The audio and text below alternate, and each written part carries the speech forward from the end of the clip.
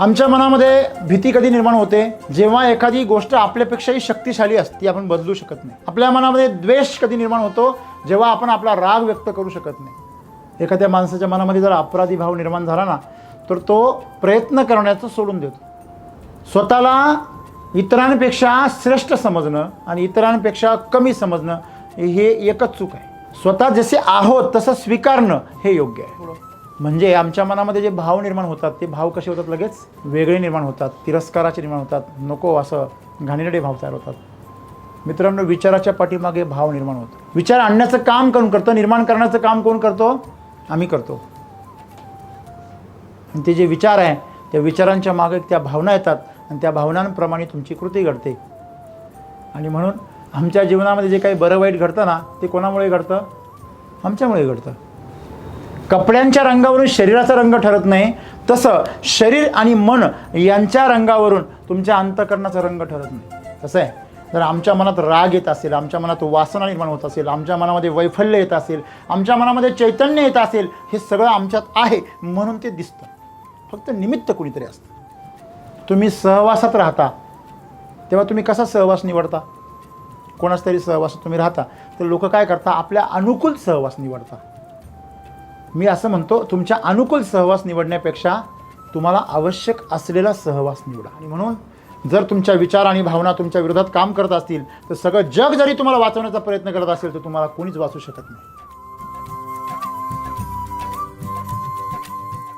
मित्रहो, माणूस म्हटलं की त्याला राग येणार, त्याला चीड येणार, तो भावुक होणार, तो कधी कधी प्रेमाने वागणार, कधी कधी तिरस्कार करणार, कधी कधी वाहवत जाणार, कधी कधी तटस्थ राहणार. त्याच्या वागण्यामध्ये जे वेगवेगळे भाव आहेत हे भाव आपल्याला नेहमी जाणवतात. हे भाव असणं चांगलं की नसणं चांगलं? नुसतं दगडासारखं जीवन जगलं तर काय हरकत आहे? किंवा आधी साधू संतांसारखं वैराग्य आणि अतिशय तटस्थ असतं जीवन जगणं चांगलं का? की सांसारिक मनुष्यासारखं दररोज भावनांची उलथापालथ करत जगणं चांगलं? असे भरपूर प्रश्न आपल्या मनामध्ये निर्माण होतात जेव्हा आपण एखाद्या परिस्थितीमध्ये सापडतो. मनाविरुद्ध काहीतरी घडतं तेव्हा माणूस फार आत्मचिंतन करण्याचा प्रयत्न करतो. त्या आत्मचिंतनामध्ये तो कधी कधी स्वतःची कीव करून घेतो, कधी कधी त्याला स्वतःचा राग येतो, कधी कधी दुसऱ्याचा राग येतो, तो तिरस्कार करायला लागतो, कोणाला आपलं मानायला लागतो, कोणाला परकं मानायला लागतो. मग ह्या मनामध्ये त्याच्या जी तरंग उठतात ते तरंग जे आहे ते भाव आहे. आणि ते आतले भाव बाहेरच्या हावभावांना जन्म देतात. बरोबर आहे. मग आतमध्ये राग निर्माण झाला असेल तो चेहऱ्यावर दिसायला लागतो, त्याच्यामध्ये चीड निर्माण झाली असेल त्याच्या हावभावातून दिसायला लागते, वागण्यातून जाणवते. पुरुष आवाज चढवतात, स्त्रिया वस्तूंची आदळआपट करतात. ते त्यांचा आवाज नाही काढत, ते वस्तूंचा आवाज काढतात. म्हणजे आपण जर बघितलं, स्त्री आणि पुरुष हे वेगवेगळ्या प्रकारे आपली जी भावना आहे ते व्यक्त करत असतात. मग ह्या भावना व्यक्त करत असताना अनेक वेळा संबंध चांगले होतात, अनेक वेळा ते बिघडतात, अनेक वेळा आपण आपल्या हाताने परिस्थिती आणखीन बिघडवून घेतो आणि आहे आपल्या हातात ते पण गमावून बसतो. मित्रहो, माणूस हा भावनांच्या तालावर स्वतःचं जीवनाचं जे काही संतुलन आहे ते गमावत असतो. आणि हे संतुलन गमावल्यामुळेच आज आपण माणसाची जी परिस्थिती बघतो की ती उद्विग्न आहे. म्हणजे त्याला थोडं जरी काहीतरी चुकीचं घडलं की तो लगेच काय होतो, डिस्टर्ब होतो. आणि डिस्टर्ब झालेला कुणीही पण असो, अगदी माणूस असो, प्राणी असो, जीव असो, तो घातक असतो स्वतःसाठी आणि या प्रकृतीसाठी सुद्धा. कारण तो प्रकृतीपासून विलग होतो. प्रकृतीने त्याला जो आदेश दिलेला आहे, त्याला जे काही सिस्टम दिलेली, त्या सिस्टमपासून तो वेगळं वागायला लागतो. बरोबर आहे. आणि म्हणून जीवनामध्ये भावनांचं संतुलन फार महत्त्वाचं आहे. आणि ते संतुलन साधण्यासाठी सद्गुरू आज आम्हाला काहीतरी सांगताय. आमच्या मनामध्ये भीती कधी निर्माण होते जेव्हा एखादी गोष्ट आपल्यापेक्षाही शक्तिशाली असते, ती आपण बदलू शकत नाही. आपल्या मनामध्ये द्वेष कधी निर्माण होतो जेव्हा आपण आपला राग व्यक्त करू शकत नाही. बघा, सहसा स्त्रिया फार द्वेष करतात, पुरुष फारसे द्वेषी नसतात. पुरुष पटकन आला, मनामध्ये भाव आला की व्यक्त करून मोकळे होतात. 2 घेणार 2 देणार, मोकळे होऊन जाणार. पण स्त्रिया ते दाबून ठेवतात आणि त्याच्यामुळे त्या द्वेष करायला लागतात. फार भयंकर द्वेष हा रागापेक्षाही भयंकर असतो. तो सुप्त ज्वालामुखी असतो. द्वेष तुमच्याकडनं असं समजायचं की एखाद्या विस्तवाच्या अंगारावरती राख टाकलेली असावी अशा प्रकारचा द्वेष असतो. आतमध्ये धगधगता अंगार असतो, वरती फक्त राखेने ढाकलेला असतो. राख म्हणजे भोळा साळा चेहरा असं आपण असं म्हणतो, त्याच्यावर तो झाकलेला असतो.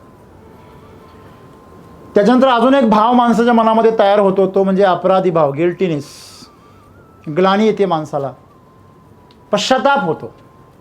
आणि हा जो पश्चाताप आहे, अपराधी भाव आहे, हा माणसाला नेहमी काय करतो, जो तो आहे त्यापेक्षा छोटा करून टाकतो. त्याचा आत्मविश्वास, त्याच्यामध्ये असलेलं चैतन्य, त्याच्यामध्ये असलेली जी काही पॉझिटिव्ह एनर्जी, ती सर्व नष्ट करून टाकतो. एखाद्या माणसाच्या मनामध्ये जर अपराधी भाव निर्माण झाला ना, तर तो प्रयत्न करण्याचं सोडून देतो आणि स्वतःला कमी लेखतो. एकतर अहंकारी म्हणून स्वतःला खूप मोठा लेखतो, ओव्हर इस्टिमेट करतो, आणि अपराधी भाव असलेला माणूस स्वतःला अंडर इस्टिमेट करतो.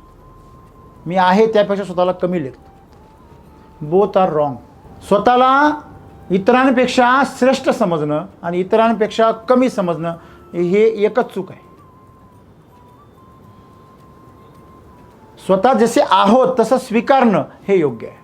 मग ह्या ज्या भावना मनामध्ये तयार होतात, ह्या भावनांचं उद्रेक झाल्यामुळे किंवा त्या दाबून ठेवल्यामुळे माणसं ढोंगी होतात. एक जर उद्रेक झाला तर माणसं वैफल्यग्रस्त होतात, आणि त्या जर दाबून ठेवल्या तर माणसं ढोंगी राहतात.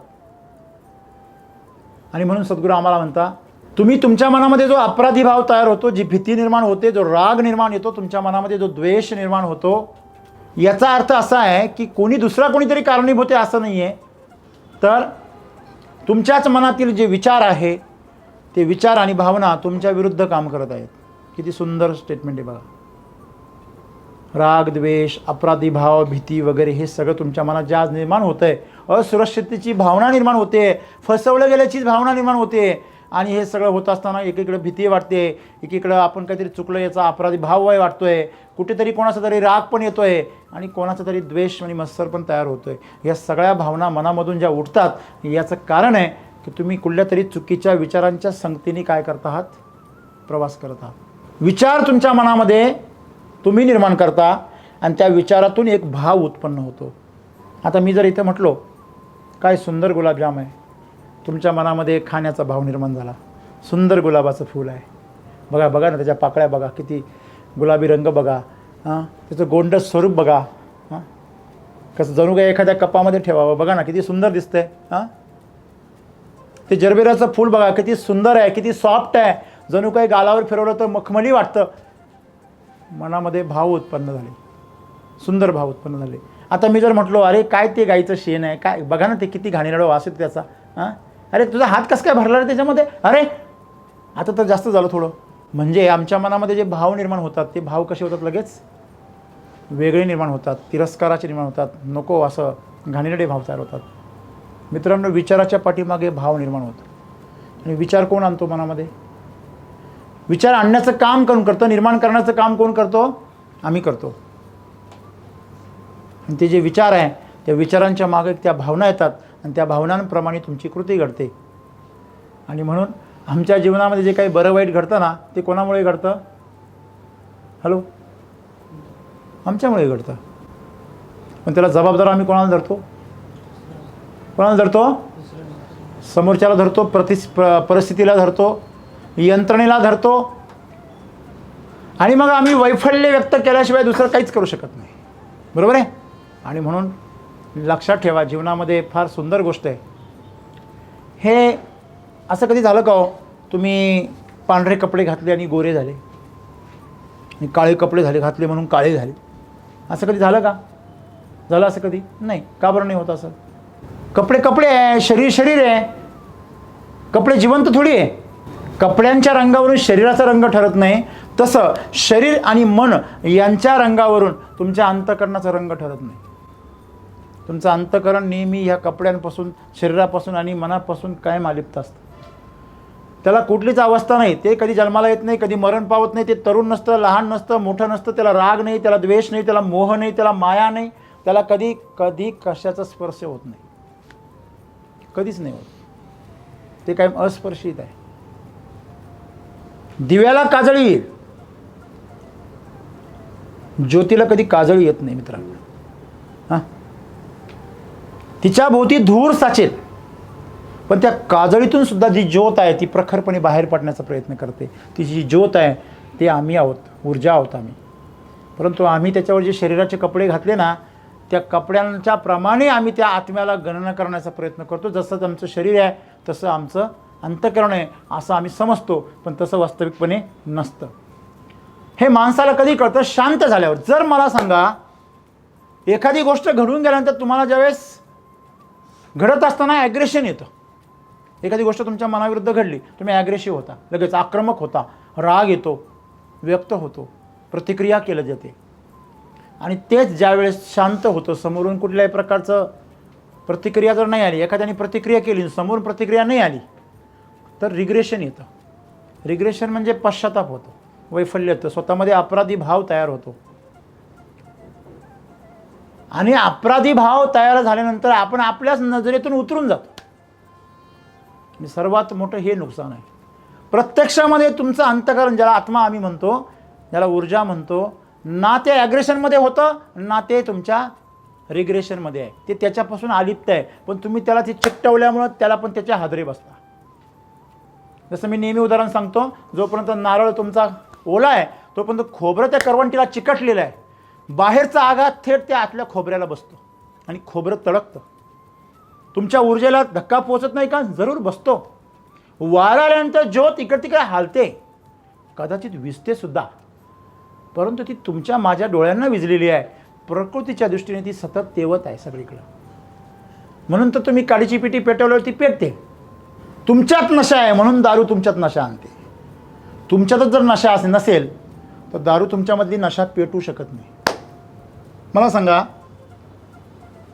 जो माणूस प्रचंड महाभयंकर अशा आजाराने पीडित आहे, प्रचंड वेदनाने पीडित आहे, त्या माणसासमोर तुम्ही किती जरी पंचपक्वान्न ठेवलं तर त्याच्यामध्ये खाण्याची वासना निर्माण होत नाही. कुठलीही सुंदर स्त्री त्याच्यासमोर जरी आली, अगदी लावण्यवती, अगदीशय तेजस्वी सौंदर्याची खाण अशी अप्सरा जरी समोर आली आणि तिच्यासमोर ती नृत्य करायला लागली, तिला प्रणयराधना करायला लागली, तरी पण त्याच्या शरीरावर, त्याच्या मनावर त्याच्या त्या वासनेचा लवलेशही उमटणार नाही. का बरं उमटत नाही? कारण त्याच्यातली वासना नष्ट झाली. एखाद्या साधू संतांसमोर ज्यांची वासना त्यांच्या नियंत्रणात आली, जे शरीर आणि मनाच्या पलीकडे गेले, त्यांच्या मनामध्ये वासनाच नसते, तुम्ही ना त्यांना तुम्ही नशेत आणू शकता, ना तुम्ही त्यांच्यात ती वासना जिवंत करू शकता. लहान मुलामध्ये तुम्ही वासना निर्माण करू शकत नाही, कारण ती अजून परिपक्वच झालेली नाही. कसं आहे, जर आमच्या मनात राग येत असेल, आमच्या मनात वासना निर्माण होत असेल, आमच्या मनामध्ये वैफल्य येत असेल, आमच्या मनामध्ये चैतन्य येत असेल, हे सगळं आमच्यात आहे म्हणून ते दिसतं. फक्त निमित्त कुणीतरी असतं. म्हणजे जे निमित्त आहे ते आम्ही दुसऱ्याला समजतो आणि सर्व दोष आम्ही त्याच्यावर देऊन ठेवतो. आणि म्हणून आयुष्यामध्ये आम्ही कधी प्रगती करत नाही. ज्याला कारण बाहेर सापडतं तो आयुष्यामध्ये कधीच प्रगती करू शकत नाही, आहे तिथंच राहणार, भले त्याच्या मागे जाईल, पुढे नाही येणार. आणि म्हणून जीवनामध्ये आमचे विचार आणि आमच्या भावना ज्या आहेत त्या भावना आम्ही तशा बनवल्या म्हणून आमच्या जीवनामध्ये ते भाव तयार होतात. मला सांगा, तुम्ही फुलाला तुम्ही किती कुस्करलं आणि त्याला जाळलं आणि त्याला तोडलं मोडलं, त्याला प्रेमाने धरलं, काहीही करा, ते तुम्हाला सुगंधच देणार आहे. त्याचा स्वभावच तो आहे, त्याच्या आतमध्ये सुगंध भरलेला आहे, मग सुगंध देणार आहे. म्हणून तुम्ही एखाद्या गटारातली घाण जी आहे तिला तुम्ही किती जरी चांगलं तिच्याबरोबर व्यवहार केला म्हणून ती काही सुगंध नाही पसरवणार. धोत्र्याच्या फुलातून तुम्ही काही जरी केलं, त्याची आरती जरी ओवाळली, हां, जय देव जय देव जय धोत्रे बाबा, थोडा सुगंध देतो का रे बाबा? नाही देऊ शकत. तो त्याच्यामध्ये नाही येतो. त्याला पूजा करा, त्याची प्रार्थना करा, त्याला चोळा पिळा, काही पण करा, त्याच्याबरोबर तो दुर्गंधच देणार. फार नादी लागला तर तुमचा जीव पण घेईल तो.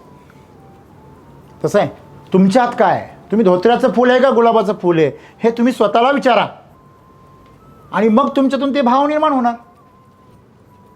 भावना ह्या प्रतिक्रिया आहे, फक्त आतमधून येणारा रिस्पॉन्स आहे. तुम्ही तसे आहात म्हणून तुम्ही तसे बनता.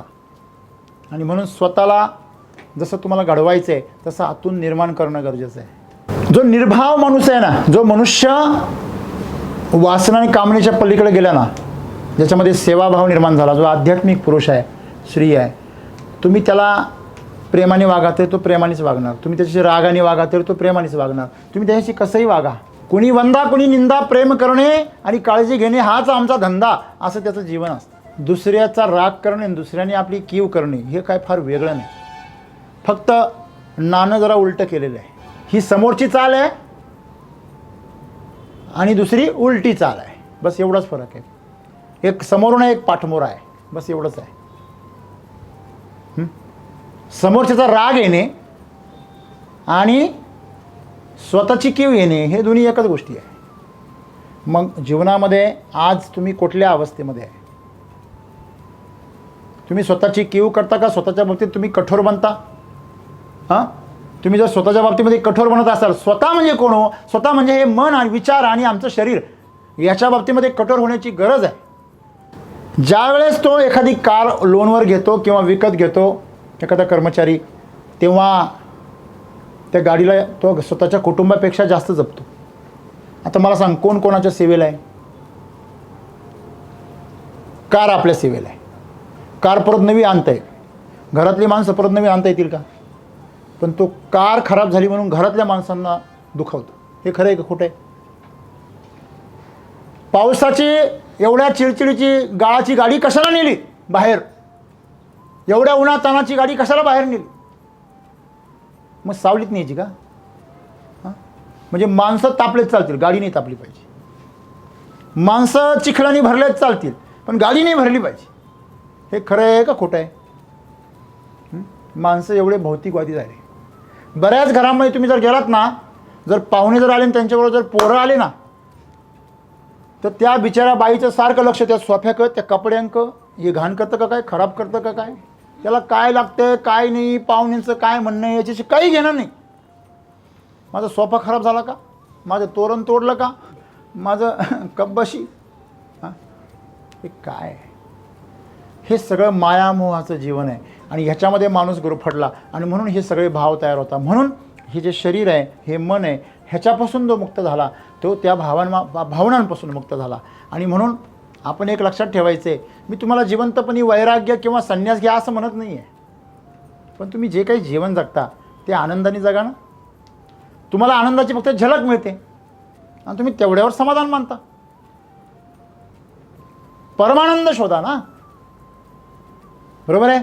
आणि तो परमानंद तुमच्यात आहे आणि तो परमानंदासाठी तुम्हाला काहीच नाही पाहिजे. तुम्ही आहे आत्ता ह्या क्षणी तसेच आनंदी आहे. आणि तुम्ही जेव्हा आनंदी व्हाल ना, तुमच्याजवळ येणारा प्रत्येक जण सुगंधित होऊन जाईल.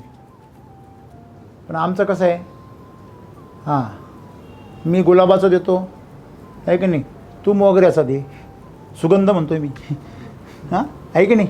जर मी तुला दिला सुगंध तर तू पण मला सुगंध दे. सुगंध देशील तरच मी माझा सुगंध देईल. म्हणजे हा सुगंध तुझा नाही आहे, तू कुठून तरी आणला आहे. गुलाबाचं फुल असं म्हणू शकतं का हो? तू जर मला सुगंध नाही दिला तर मी तुला सुगंध देऊ शकत नाही. मोगऱ्याचं फुल असं म्हणू शकतं का? नाही. हां, तुम्ही कधी असं ऐकलं का? धोत्र्याच्या फुलाचं आणि मोगऱ्याच्या फुलाचं भांडण झालं? हां, तू घाण वास देतो म्हणून तू माझ्याजवळ येऊ नको असं कधी म्हटलं ते? हॅलो, हेच लक्षात घ्या. आमचं जीवन सुगंधित झालं पाहिजे, आमच्या भावना ज्या आहेत त्या आनंदित झाल्या पाहिजे. आणि म्हणून जीवनामध्ये सर्व जे काही आहे, आमचं जीवन आजचं हे आमच्या विचारांचं आणि भावनांचं काय आहे? प्रतीक आहे.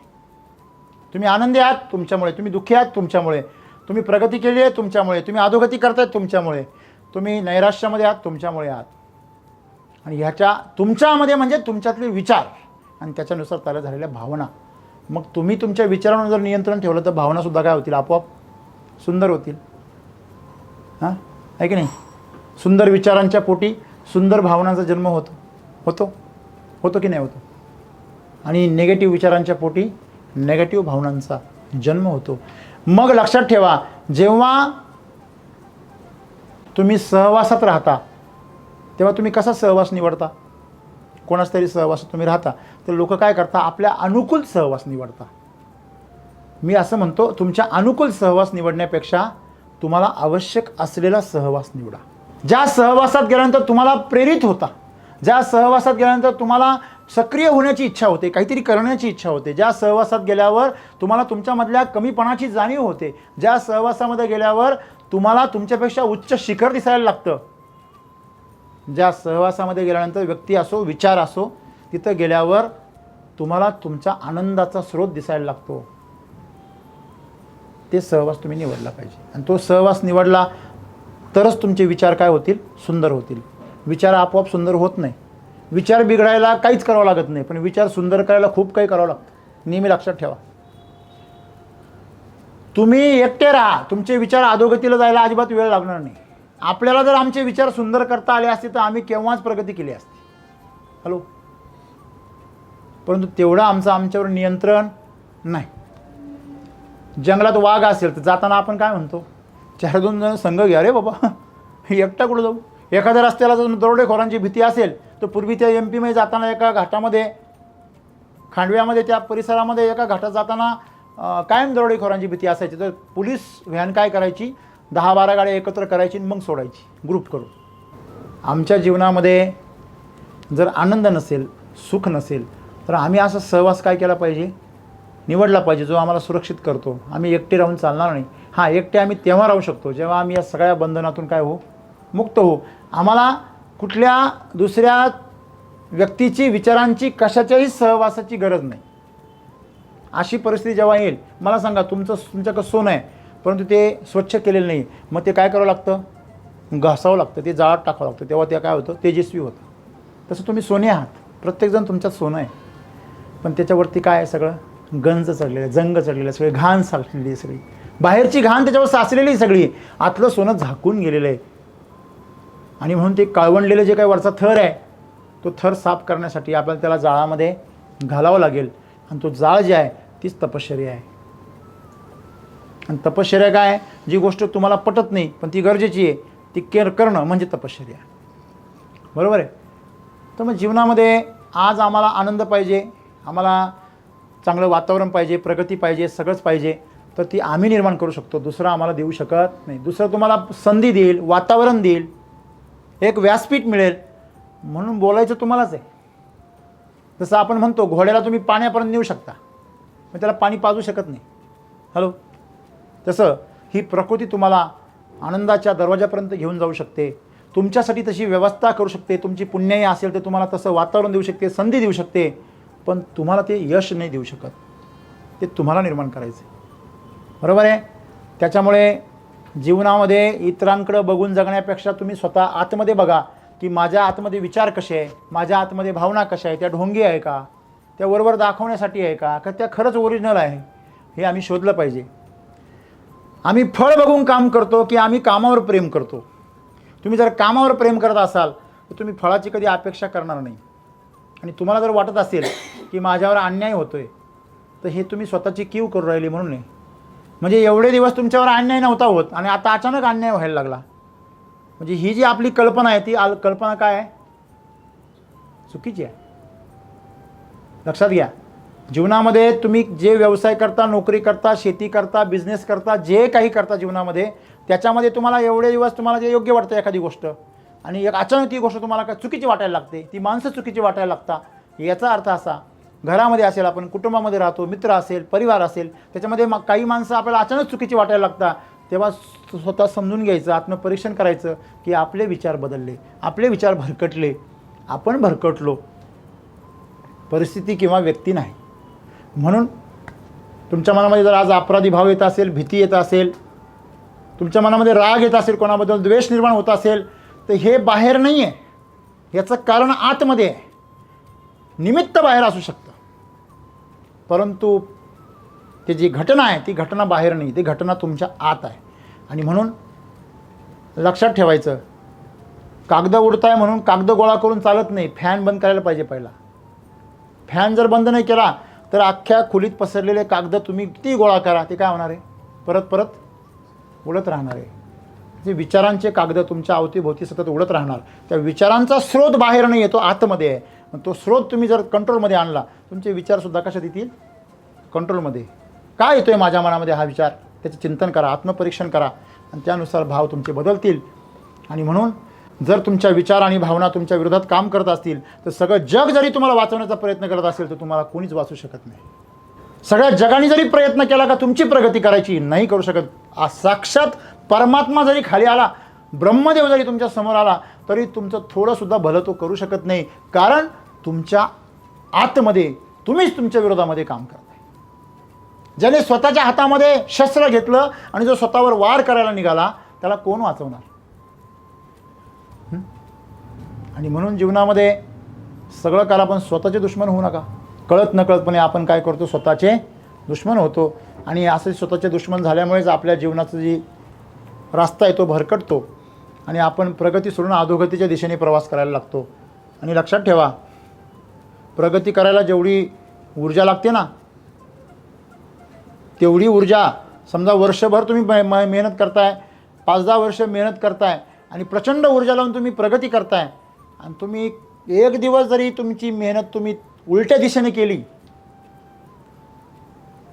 हां, तर तुमची मागची 10 वर्षाची शक्ती केलेली प्रगती शून्य होऊन जाते. हे लक्षात ठेवा. एखाद्या माणसाच्या घरामध्ये तुम्ही विश्वास निर्माण केला, एखाद्या नात्याबद्दल तुम्ही विश्वास निर्माण केला आणि एकदाच फक्त तुमच्याकडनं विश्वासघात झाला, तुम्ही आत्तापर्यंत 99 वेळा केलेले जे उपकार आहे ते सगळे विसरले जातात.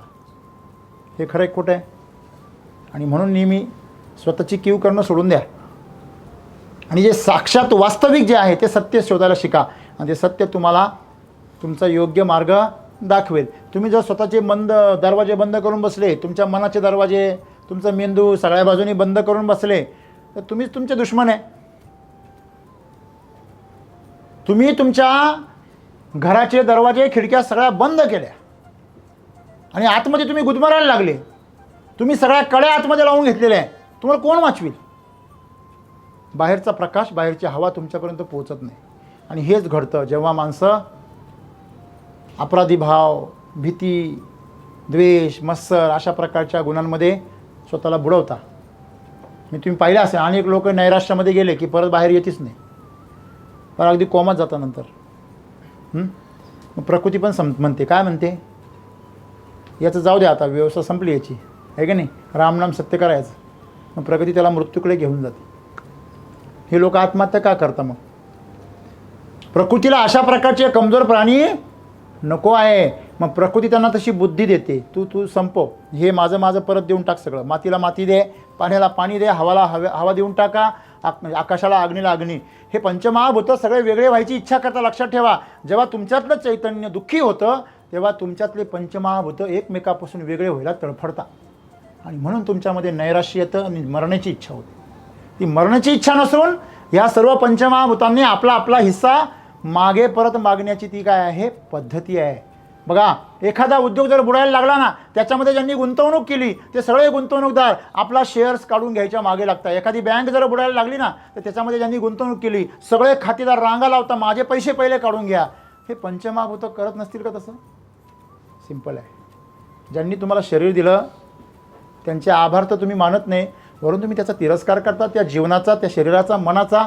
अशा वेळेस ही प्रकृती तुमच्याकडनं ते शरीर, ते अस्तित्व आणि तुम्हाला मिळालेल्या उपलब्धी या परत मागं घेण्याचं आटोकाट प्रयत्न करते आणि अशा वेळेस मात्र तुम्हाला सावरणं अवघड होऊन जातं. लक्षात ठेवा.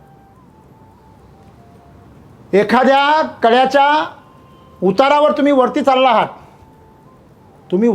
आहात, थांबलेले आहात, काही प्रॉब्लेम नाही. पण तुमचा चुकून जरी पाय घसरला आणि तुमची गती जर खाली सुरू झाली तर तुम्ही प्रचंड शक्ती लावून सुद्धा स्वतःला वाचवू शकत नाही. हे लक्षात ठेवा. तेव्हा प्रकृतीची जी नियती आहे, तिचं जे नियम आहे हे नीट समजून घ्या. आणि विचारांपासून ही सगळी सुरुवात होते. स्वतःच्या विचारांवर नियंत्रण ठेवण्यासाठी जागृत राहा. माझ्या मनातले विचार मला डिप्रेशनकडे नेत आहे का, नेगेटिव्हिटीकडे नेत आहे का? जर नेत असतील तर मला त्यांना थांबवलं पाहिजे. ही प्रक्रिया आहे. आणि म्हणून आपण सर्वांनी आपल्या जीवनामध्ये जी काय आज परिस्थिती आमची भावनिक, मानसिक, शारीरिक जी काय आमची अवस्था आहे याला सर्वस्वी मी जबाबदार. माझी आर्थिक परिस्थिती जी काय आहे त्यालासुद्धा मीच जबाबदार आहे. माझ्या जीवनाच्या आजच्या परिस्थितीला मी जबाबदार आहे. हे ज्या दिवशी तुम्ही स्वीकार कराल त्या दिवसापासून तुमचं खऱ्या अर्थाने तुमच्यामध्ये रूपांतरण झालं आणि प्रगतीचा रस्ता तुम्ही पकडला असा याचा अर्थ होईल. धन्यवाद.